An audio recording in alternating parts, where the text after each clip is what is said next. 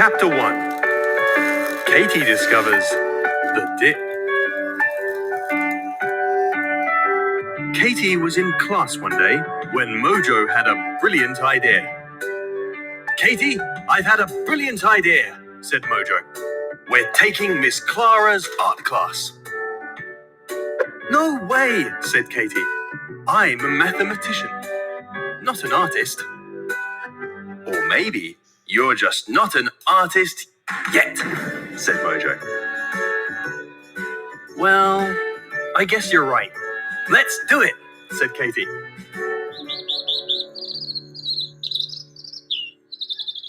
And off to art class they went.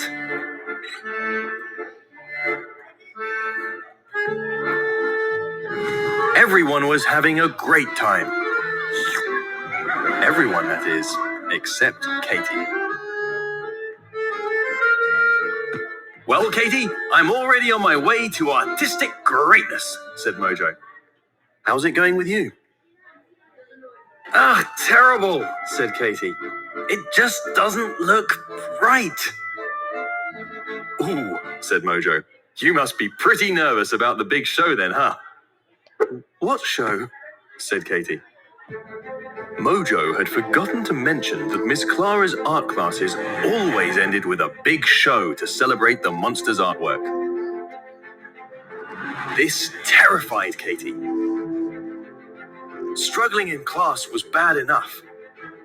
Now the whole school would see.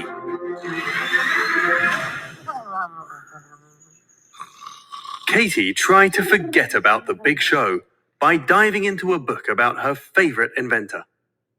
Creator of the light bulb, Thomas Mojomus Edison. "Whoa! Mojomus Edison! How did I get in here?" "No time to talk now, Katie," said Edison. "Can't you see we're in the middle of the dip?" "Oh, sorry," said Katie. What's the dip?" "Huh?" barked Edison. "What's the dip?" shouted Katie. "The dip," said Edison. "Well, every challenge is like a journey. When you start, you're excited. You can't wait to succeed. But then, the journey isn't easy. You get frustrated. You think you should just quit. That's when you know you're in the dip." "Yeah, I know the feeling," said Katie. "But you're a genius inventor. Why are you in the dip?" "Everyone goes through the dip. It's the only way to learn things that challenge us. Things that make our minds stronger." Wow. So even geniuses go through the dip.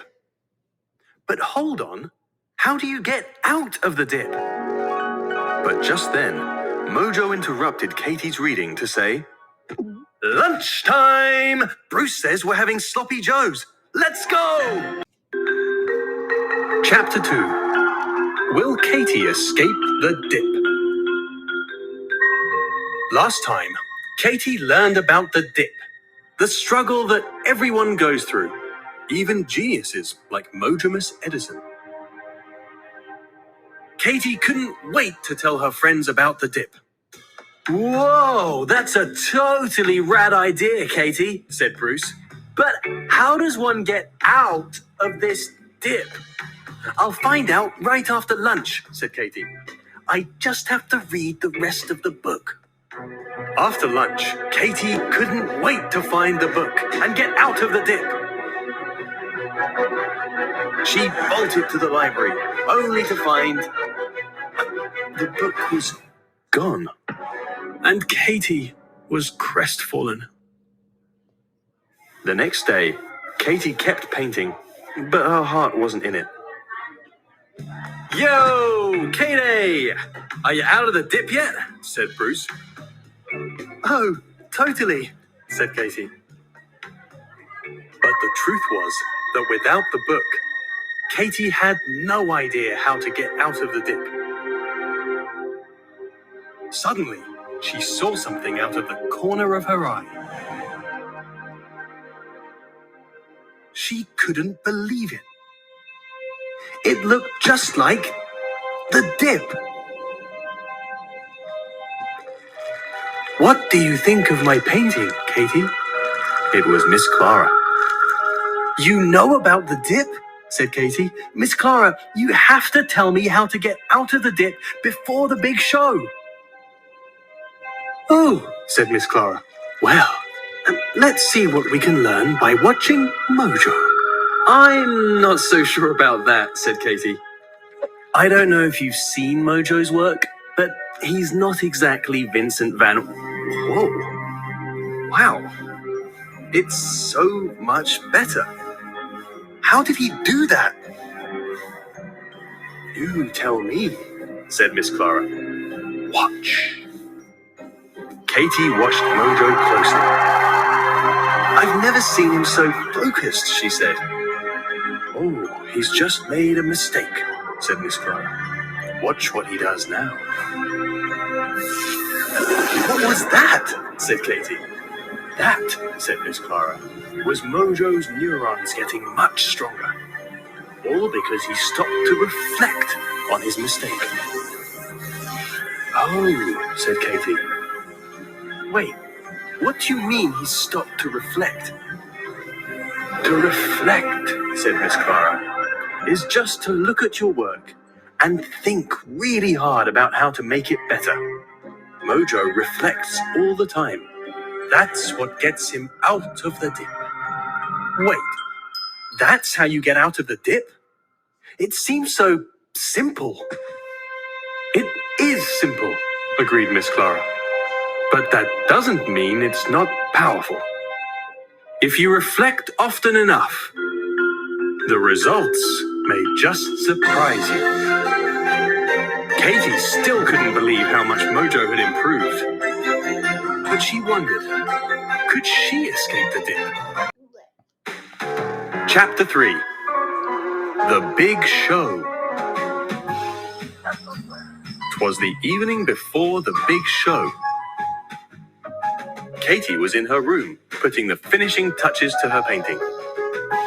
After months of hard work, she felt like she was finally escaping the dip. Just then, Katie heard her mum from down the hall. Oh, Katie, how is your painting, dear? Will you be the best at the big show? And just like that, Katie's anxiety came rushing back. She was always the best, but she had never been in the dip before. Could she still be the best? The next day, the whole school gathered in the gymnasium. It was time for the big show. The crowd made their way towards Katie's painting. She had never been so nervous. Until she heard Bruce say, "Right on, Katie!" And the other monsters joined in. They loved it. Katie breathed a huge sigh of relief. She was still the best. But then, Gabby revealed her painting. And Katie realized she wasn't the best after all. Did you see it? Said Mojo. It moved me, Katie. I've never seen anything so profoundly beautiful. But hey, you're not sad just because yours isn't the best though, right? Said Bruce. Actually, I'm not sad at all. For the first time in my life, I don't care about being the best. I guess I learned something else from Mojomus Edison. Aha! Well, now we know that one won't work, Katie, said Edison. Wait, how are you so excited? Said Katie. You must have failed 1,000 times by now. Failed? Ha! Said Edison. I'd say I'm just learning new ways to improve. Every bulb is better than the last, my dear. Remember, The most certain way to succeed is always to try just one more time. Whoa! So Edison totally loved the dip, said Bruce. Yeah, said Katie. And I realized something else last night. I love the dip too. I've been so focused on reflecting and improving that all the pressure to be the best just melted away. And now all I want to do is keep getting better. Anyway, I'm going to see if Gabby has any ideas to help me become a better artist. Whoa! That is a pretty righteous attitude, Katerina, said Bruce. And indeed it was a righteous attitude.